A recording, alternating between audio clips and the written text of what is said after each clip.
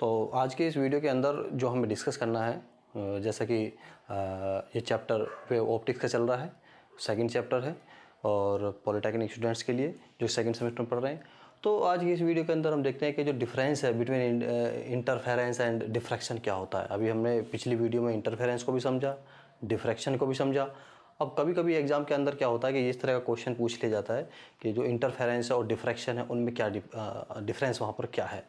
तो उसकी कुछ 2-3 पॉइंट्स हैं जिसके आधार पे हम बता सकते हैं कि जो इंटरफेरेंस है और डिफ्रैक्शन में क्या अंतर होता है। और ये ज़्यादातर चांस होते हैं कि 2 नंबर में क्वेश्चन पूछा जाता है। तो 2 नंबर का अगर हमें आंसर इसमें देना है तो हमें 3-4 पॉइंट्स इसमें बताने होते हैं। और साथ ही अगर हम इंटरफेरेंस और डिफ्रैक्शन का जो इंटेंसिटी डिस्ट्रीब्यूशन है, जैसे कि इंटरफेरेंस में हम जानते हैं कि हमें क्या मिलती है, वहाँ पर फ्रिंजेस मिलती हैं, bright dark bright dark bright dark, और जो इसके अंदर फ्रिंजेस होती हैं वो इक्वली स्पेस्ड होती हैं।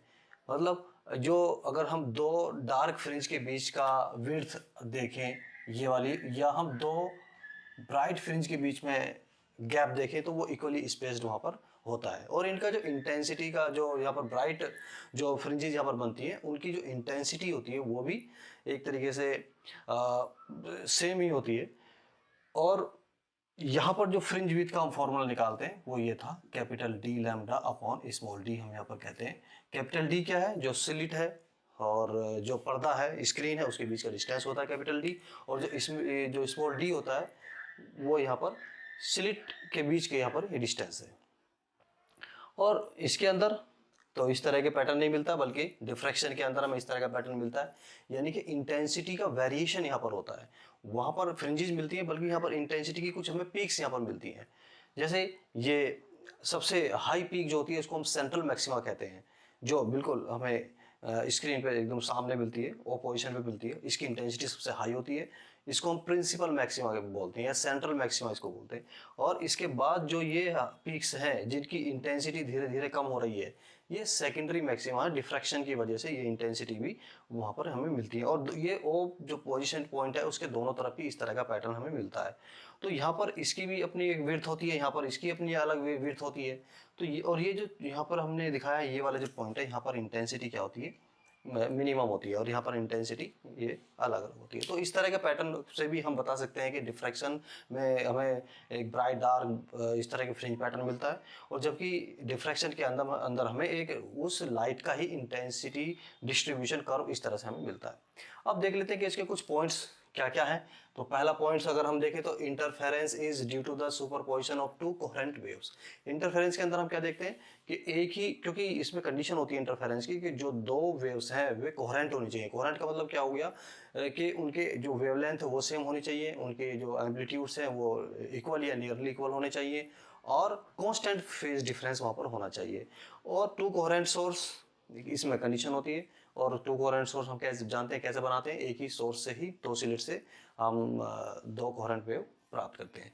जबकि इसके अंदर डिफ्रैक्शन के अंदर हमें कोहेरेंट जो हमारे सोर्स होते हैं उसकी ज़रूरत नहीं है, बल्कि इसमें जो सिंगल स्लिट डिफ्रैक्शन हमने यहाँ पर देखा था, सिंगल स्लिट डिफ्रैक्शन है, और उसी से जब वेव फ्रंट आगे बढ़ता है तो उस वेव फ्रंट के जो सेकेंडरी वेवलेट्स हैं, डिफ्रैक्शन एक तो ये जो होगा ये तो उसकी वजह से मिलेगा जो लाइट सीधी विदाउट डिफ्रैक्ट वहाँ पर जाती है, बिना मुड़े चली जाती है। लेकिन ये जो दोनों के इधर उधर जो यहाँ पर इंटेंसिटी का पैटर्न मिला है वो होता है कि जो लाइट है उसके कॉर्नर से डिफ्रैक्ट वहाँ पर होती है, तो उसकी वजह से जो सेकेंडरी वेवलेट्स वहाँ पर है उनमें इंटरफेरेंस वहाँ पर होता है, और इंटरफेरेंस की वजह से हमें इस तरह की इंटेंसिटी डिस्ट्रीब्यूशन वहाँ पर मिलता है।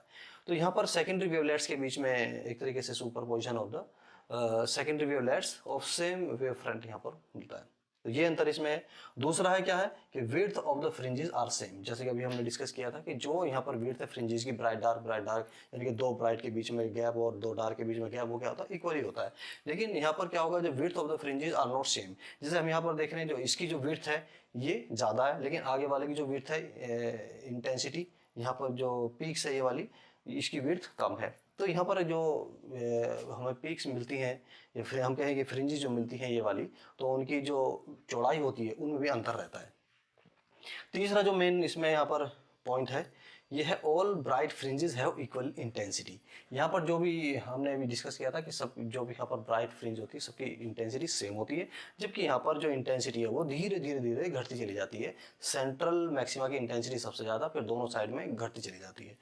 चौथा पॉइंट यहाँ पर क्या है, the boundary between bright and dark fringe is sharp. इसका मतलब क्या है कि जहाँ से ब्राइट से जब डार्क फ्रिंज आएगी तो वहाँ का जो उनका बाउंड्री है वो शार्प है, पता चल जाता है कि यहाँ तक तो ब्राइट फ्रिंज है और आगे डार्क फ्रिंज है।